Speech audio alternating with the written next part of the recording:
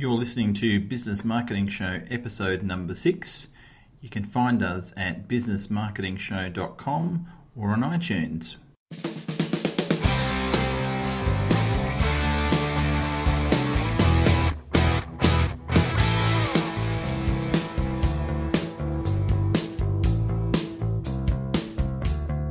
Welcome to the Business Marketing Show. I'm your host, Brendan Tully. I'm here with my co-host, Ed K. Smith. How are you this morning, Ed? Very good, thank you, Brendan. It is always interesting. We seem to forget the name of our show anytime we come to do a podcast. Okay, you start off laughing through my introduction. It's making me feel very self-conscious. No, that's not possible. Not for such a big, strong lad like you, Brendan. I'm just a teddy bear on the inside, Ed. Yeah, aren't we all? So, Brendan, what's been happening in your world? E-commerce, buddy. E-commerce talking a lot has of been e-commerce happening. to people.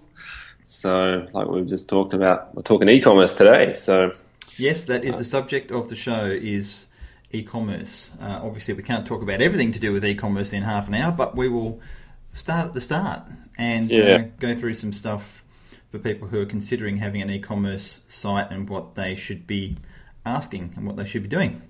Yeah, so this one's really for beginners or people new to e-commerce. So we've got 4 probably key points to keep in mind, I guess, when getting into e-commerce for the first time or considering building an e-commerce website. So I guess let's kick off into the first one: content management systems or CMSs. Yes, absolutely. So, what do you need, and what types are available, and what is a CMS? Yeah, so I guess we start with that CMS, content management system, effectively the software that the website runs on top of. Mm-hmm. There's thousands of different CMS platforms. WordPress is probably the most popular, and we have on our website, we've got a big article, and I think the title is Why WordPress is Our Preferred CMS, and I'll link to that in the show notes. But in probably 90% of cases, WordPress is probably the best CMS for a business, except when it comes to e-commerce. So when it comes to e-commerce or online stores, and we'll talk in a couple of points on, we'll talk about defining what we mean by e-commerce as well. But when it comes to e-commerce, WordPress is probably not the best CMS to choose. Would you agree? I would agree. It doesn't have that particular focus in mind as a base platform. And the only way you can really get WordPress to do any type of e-commerce is you have to start adding on plugins and different other third-party tools to get it to do and manage that sort of thing. And it can get a little bit messy. It's like any tool that you use. There are certain tools, like if you want to hammer a nail in, obviously the hammer is the good way to do it, or a nail gun. If you want to cut a piece of wood, you got to have a saw. So I think WordPress is probably that differential. WordPress is more of a hammer, whereas and if you're going for an e-commerce site, you need a saw. Did you like that? I'm kind of following your analogy. Anyway, different tools for different jobs is the point that I'm trying to make. Yeah. Look, everyone else out there understands me, Brendan. It's only you. Yeah, I mean, there's a lot of stuff to making e-commerce work. Like, it's not just about the website. Under the bonnet, you've got the order management and fulfillment components. You've got the payment gateway and taking payments. You've got the marketing functions as well. And then you've got someone needs to support it on an ongoing basis too. So for those reasons, like you've said, WordPress can become a bit of a patchwork of plugins and add-ons and bits of custom code. And in some e-commerce implementations we've seen on WordPress, you end up with 20 to 40 different plugins, which are, plugins are add-on. They're like apps in effect. Yeah.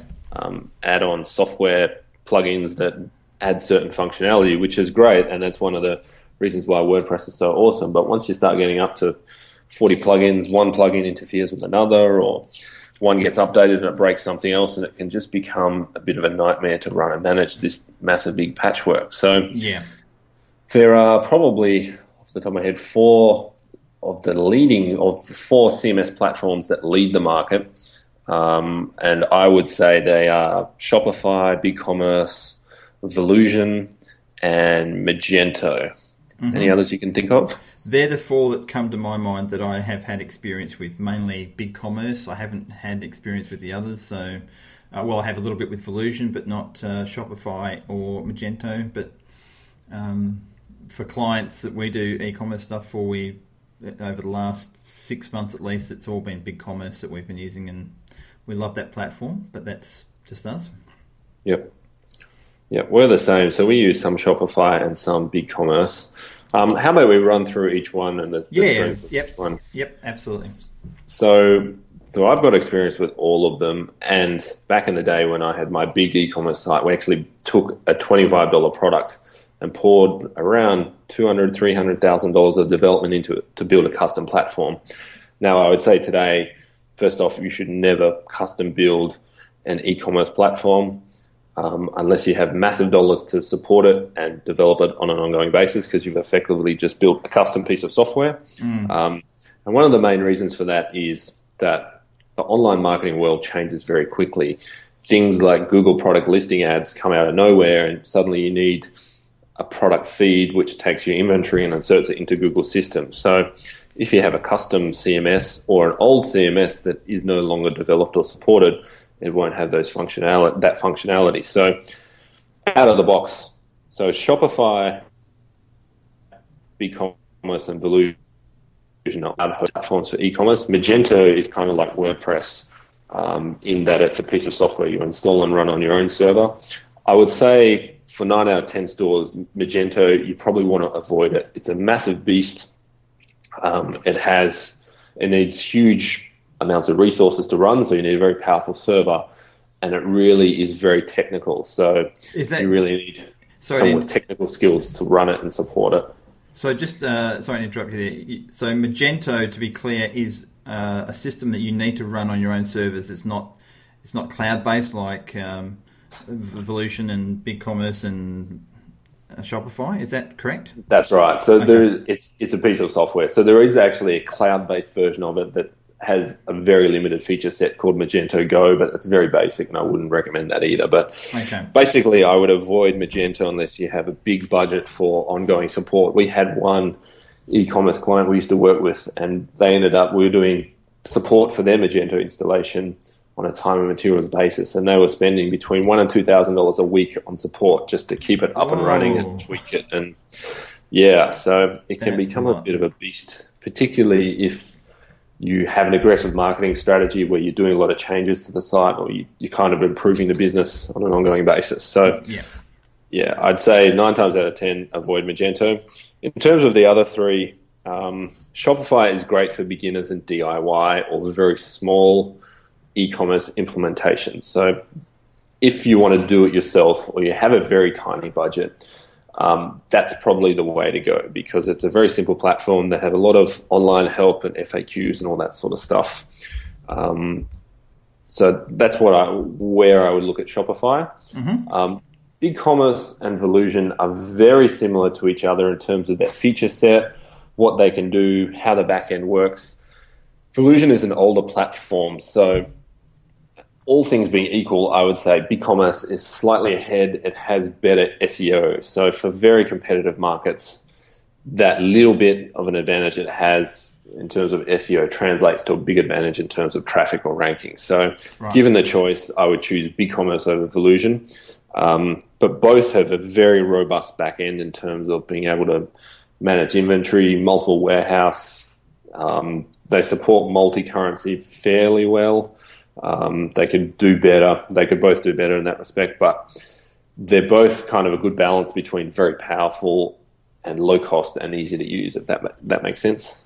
Yeah, absolutely. And I know both of them have, because a lot of people who are listening to this podcast, they'll be all over the world. But we have a lot of our clients that we deal with are mainly in Australia. And quite often what happens is with a lot of products like these, they don't necessarily have the support in Australia as they would do in the United States or the UK. Is that the case with Shopify or BigCommerce? Do they have a very good presence in Australia for support? I know the answer to this, but I want you to tell me. Well, I think correct me if I'm wrong, but I think BigCommerce is actually an Australian company, right? Not that I'm aware of. I don't think it is, but I might be mistaken there, because I know they have a lot of their staff who are supporting have come over from America to support it here in Australia. So I'm assuming that case it's originated from America. I've never asked the question. I've just Googled it, and it is. It's an Australian company. There you go. That's interesting. Well, they must have. It must be an Australian company that has obviously a bigger presence in the US. Yeah, it looks like if you look at the website, they're very much. They're not hiding the fact they're Australian, but everything, it looks like an American company with US-based support and all that sort of stuff. Yeah, okay. But when you go to shopify.com.au, it's obviously very targeted to Australia based on that domain. I mean, if you went to shopify.com, it'd be different. But they're saying with Shopify, looking at the website now, they've got over 1,000 plus stores operating on Shopify in Australia. So that's interesting. But I think that's an important question to have, because if you have an e-commerce store that's running in Australia mainly, and that's your target market, then you want to be able to get support that's within your operating hours. You don't want to have to try and get support from someone that's not going to be there if they're in America, or the hours are out of sync with you. So that's probably a good question to ask, I'd say. Yeah, support is one thing that's so overlooked when it comes to e-commerce, because e-commerce is very different to a normal website. So a normal website, it's a marketing tool, so it's up and running. And once it's up and running, you make some changes, you add pages or edit content, but that's kind of the extent as to what you do with it. An e-commerce site is very different, because it's really the engine of the business. Everything in the business runs on top of that e-commerce site. If it's a pure e-commerce business you're running, yeah. So it's very different in terms of the support requirements. It's more, you need something more akin to IT support versus the support you need for a regular website. So, if your e-commerce site is down or it's broken or it can't take payments, that's kind of a mission critical function, and your business stops working until that problem is fixed. So support, it's so overlooked with the e-commerce businesses, but it's so critical because of that fact. So I would say more than anything, you need to be asking those questions about support. How does it work? How do you pay for it? Who does it? What's the response time? Because I know that those big cloud companies that have teams of customer service people there, and there's someone there always answering emails or whatever. Whereas if you're dealing with a smaller company, you have to wait for someone to respond to that email, and it might not necessarily be as quick a turnaround either. Yeah, so. And days later. So, I was talking to some people at a workshop I was running the other day, and about this type of product and service, and some people balk, because this is a paid service. Obviously, these companies have various levels of or fees they're charging depending on what you're using and what sort of level of site support you need, or how many transactions you're going to be doing, or how big your e-commerce sales are. And it varies on average from around the $30 to $40 starting price up to hundreds of dollars a month. And I think that's ridiculously inexpensive compared to what you would have had to pay. As you were saying, back in the day, when you wanted to set up your own system, you're talking tens and tens of thousands of dollars. And the system wouldn't have been anywhere as good as this, I would imagine, back then even, so... Yeah, so like I was saying, we had that custom piece of software that we had almost two full-time staff working on it, building it for 2 years, so a couple of $100,000, and then we had 4 servers for it to run on top of. And yeah, like you're saying, it would not have been as powerful as something like BigCommerce or Volusion. So yeah, you're absolutely right. And even like I was saying, I have this conversation with people all the time, particularly younger people or people that don't have experience with IT or technology infrastructure from 10 years ago. Like back in the day, even just to run email, we would buy a $10,000 server, $5,000 of software on top of it, and then you'd have to have someone maintain and manage it. Like I had this conversation with clients all the time that that was a $15,000 spend plus ongoing management maintenance. You'd need to replace that server every 3 to 5 years. And, now you can use Google Apps, which is $5 a mailbox per month. And people question that cost. Yeah. There's just no comparison, No, there isn't. And the great thing is with these sorts of platforms is it is the job of the company that's providing the service to keep their systems up to date and to come out with the new technology that's out. As an example, making sure their sites are all mobile friendly would be one thing, because 5 years ago that wasn't such a huge issue, whereas now with the prolific use of mobile devices, your shopping cart on a mobile phone needs to be easy to use and just as effective as it is on a large monitor. So if you're trying to build something custom made, you've got to make sure all that sort of stuff is done and updated as these new changes come out. So I think that's one of the advantages of using these systems. It's already taken care of for you, and you don't have that headache to deal with. Yeah, absolutely. I mean, you're paying the starting price for most of them is $30 a month, and they take care of everything. Like, there's just no comparison. You pay an IT guy for 1 hour of support, it's going to cost you somewhere between $100 and $200. So yeah. So it's. I mean, I personally think I wouldn't even bother going to use WordPress at all for e-commerce anymore. Not when you've got these options. And it's when you start looking through the feature lists of what you can get and what they provide. It's pretty astounding what's all packaged in for these really low monthly costs. Yeah. So, okay, so what next? That's sort of, weighing up the platform. I think beginning with the end in mind, as always with this sort of stuff, is where you may be starting off with a product line of 10 units of something or whatever. So your needs for e-commerce are small, but in 2 years' time that might be 10,000 items you're selling on your website.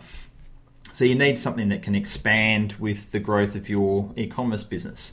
So I think a lot of people who are thinking, WordPress will do the job because I'm only having to manage a few items.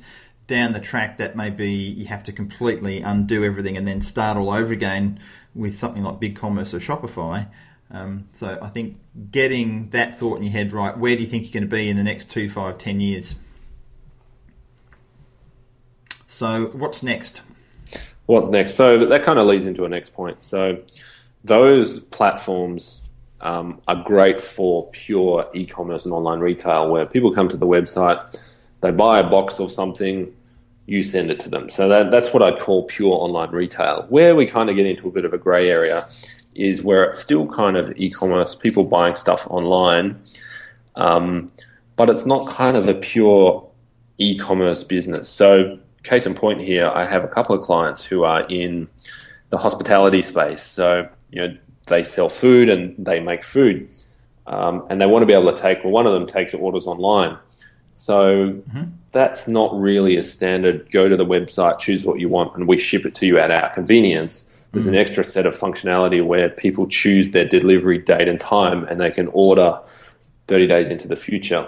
So it's really important when you're looking at these platforms to be clear about the feature set you need, because in this case, one of those, BigCommerce or Shopify isn't going to work because it doesn't have that functionality.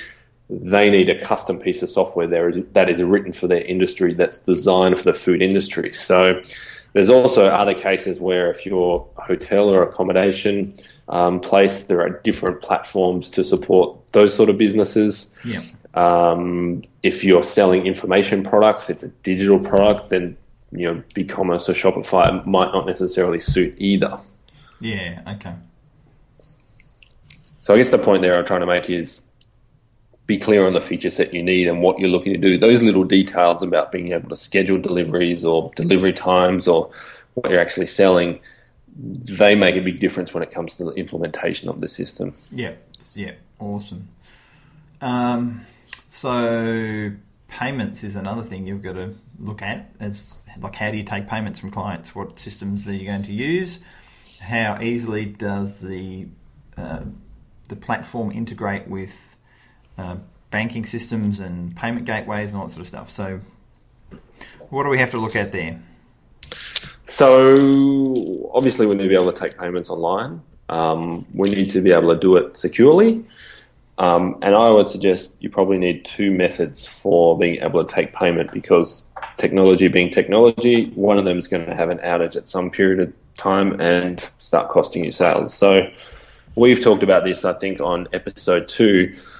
In Australia, the two payment gateways that we use for clients are PayPal, which I'd say for any business getting started with taking credit cards online, that's probably the place to start, because it's, you go sign up for a PayPal account and you can start taking credit cards today. Yep. And then eWay, which is probably the leading gateway provider in Australia. Yep. So I would suggest that you need to be able to accept PayPal, and then you need some other gateway. What are your thoughts? So yeah, absolutely, they're the two that I would say you need to have. So and eWay. So eWay links up, it's as a gateway to your merchant account with your bank. So you've got your website connected through to your bank via eWay, and that processes the payment through that system. Is that right?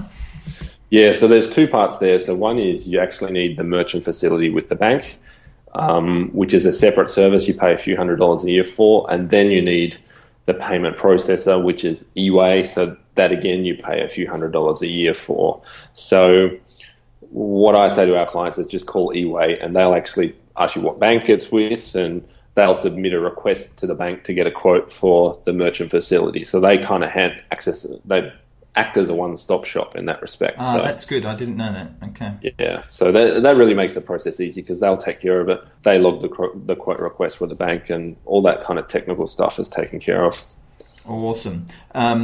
And that can sometimes take a bit of time. Anytime I've spoken to people or work with clients who have to get merchant accounts set up, sometimes it can be a painful experience. And different banks have different criteria they need you to follow and how many hoops you have to jump through. So PayPal typically is, I would say, the first step. If you get your PayPal business account, you've got to make sure you get a business account, just not a private account, set up. You can, as you said, you can be up and running within usually 24 to 48 hours, and you've instantly got a way of accepting money via PayPal, whoever has money in their PayPal account, or through Visa card or MasterCard, etc.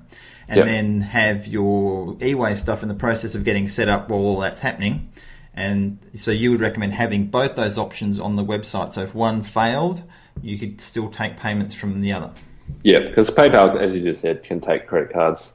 Yeah, just like a normal provider. The other provider who is new in Australia and has been in the US for a while is Stripe. And they act in a similar way to PayPal, that you can kind of sign up an account and start taking credit cards pretty much straight away. And I think the application process is very minimal. So that would be the other one. Stripe, were they? Stripe. Stripe. Okay, cool. So that would be another one, particularly if you don't have a huge amount of money to spend. So like I said, a merchant facility can be a few $100s with the bank and a few $100 with the eWay. So, that's like $500-$700 a year just to be able to take their credit cards. And in some cases, if you're only a small shop or selling $5,000 or $10,000 of stuff a year, that's quite a chunk of change. So Stripe would be a good alternative because you don't need to pay for those merchant facilities. They just charge a fee, a transaction fee. I think they charge a dollar amount and then a percentage of each transaction that is fairly much on par with PayPal. Okay. And also for small businesses, one of the other advantages using something like PayPal is they have a little system where you can take remote payments via credit card just with a little attachment, a little thing they provide you, a plug-in dongle that goes into your iPhone or your Android, and it's a swiping device. So you can just swipe your credit card through and take remote payments. So if you're at some type of trade fair or something like that, you wouldn't need to have a separate credit card processing machine. You could do it all through PayPal, just having your smartphone, and they get an instant receipt emailed to them as soon as you've processed it. So that's another option to think of, depending where are you going to. Is it only online that you're taking payments, or will you be taking payments remotely or at a event or something? So Yep. I think that's called, that device is called PayPal Here. PayPal Here, yeah, that's it. Well done. I should have opened my drawer and pulled it out and had a look because I've got one. But but yeah, so that's great. Okay, so that's obviously very important because it's no good having an e-commerce website without being able to take any money. Even though I must say I have still recently been to websites where to order something you have to download a form and fill in your credit card details and scan it and send it back. Of course, I did not actually go through that process and do it because I thought that's way too hard. So if you're a business that is still doing that, you are getting crucified right now because you will be losing sales hand over fist because people just cannot be bothered having that sort of hassle. So you have to be digital. You have to be able to take payments online. Otherwise, you're going to go the way of the dodo. Yeah, I think that today people are comfortable. Like there's no fear that credit card details are going to get stolen. Like there was 10 years ago, a huge fear that credit cards are are getting stolen. And there's a lot of fear mongering on behalf of the banks. And the reason being is that if someone steals your credit card and starts charging stuff up to it, so long as you report it and dispute it with the bank, you don't actually lose any money. The bank does. So that's exactly it. And look, I've had it happen. I've had my credit card just recently. I think this has happened to me in 20 years, probably happened to me twice, where someone has fraudulently somehow got access to my credit card details and started putting things on there. But look, if I sneeze and use my credit card in a different way, the bank's onto me. They're sending me a text message saying, did you, put this charge through? Particularly if you're going overseas, or if it's a charge that's from overseas, it's not sort of through the typical scenario. So yeah, people aren't really that concerned these days, and you only have to look at the growth of e-commerce and how many billions of dollars are getting spent compared to only 5 years ago. Yeah, I don't think there's such a huge concern. Yeah. What are your thoughts, Ed, on just on taking payments on as an e-commerce business, accepting check payments or direct deposit payments, bank transfer payments? Well, we as a business ourselves and to clients do not recommend taking checks. That's just too antiquated and painful. And in terms of direct deposit, I think as long as you can have some sort of system where it's automated, then that's fine. I don't have a problem with that. In some ways, it's actually better because you can't get reversals with direct deposit. If someone transfers or pays via credit card or PayPal, one of the issues you can sometimes get is reversals or chargebacks. So in my experience, I've never had any chargebacks with a direct deposit. So that would be one of the benefits of it, but it's not quite as seamless. And it's not instant. You've got to set someone up on a direct deposit system, and they've got to fill in forms and stuff. So yeah, I'd agree with you there. For me, so we stopped accepting check about 2 years ago. We still had a few customers that pay check, but it's 2014 where everyone's walking around with smartphones, so there's no excuse for that. So I would suggest, as an e-commerce business, don't accept check. Mm-hmm.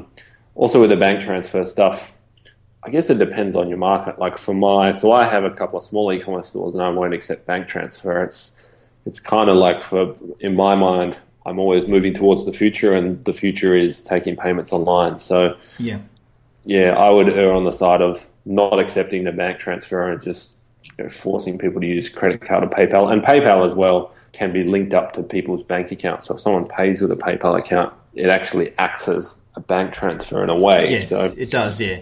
And that's exactly what I do. My PayPal account is linked up to my business account, and anytime I make charges, it comes directly out of that. It's not coming off my credit card. I kind of, for all this stuff, it sounds bad. I might have mentioned this before, but I use my parents as a gauge as to where the general level of technology usage is in society, or the mainstream level of technology usage. And both my parents have iPhones and iPads, and they have an iPad each, and they're happy to pay for stuff online with a credit card. So in my mind, if my parents, and they're not old, they're in their mid-50s, if they're comfortable doing that, then the mainstream of Australian society, at least, and I imagine in the US as well, are comfortable paying for things online. So with a credit card. Yeah, mid-50s is definitely not old, Brendan.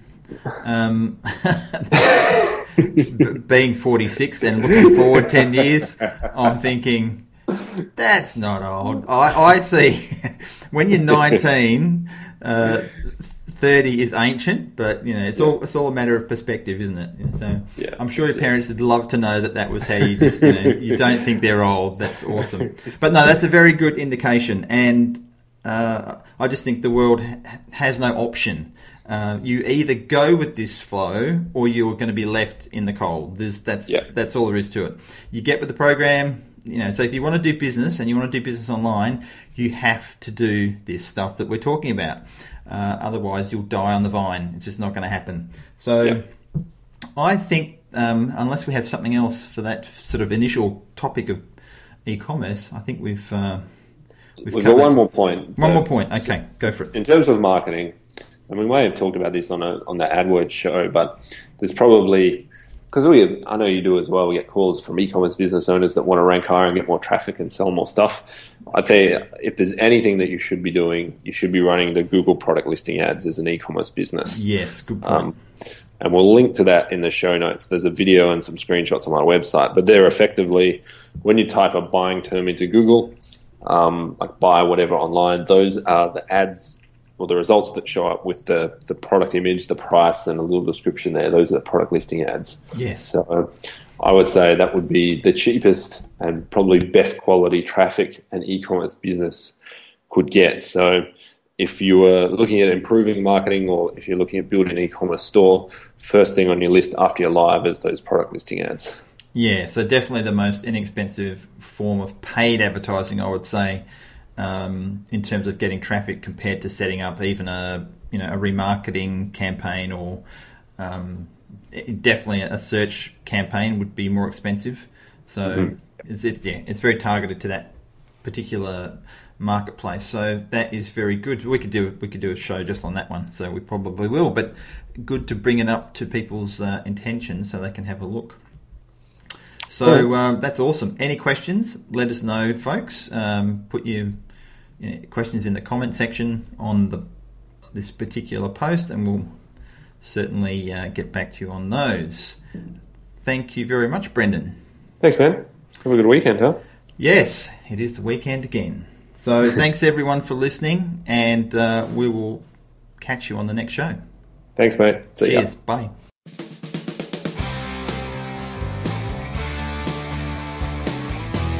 You've been listening to Business Marketing Show. You can find us at businessmarketingshow.com or on iTunes. Just look for Business Marketing Show.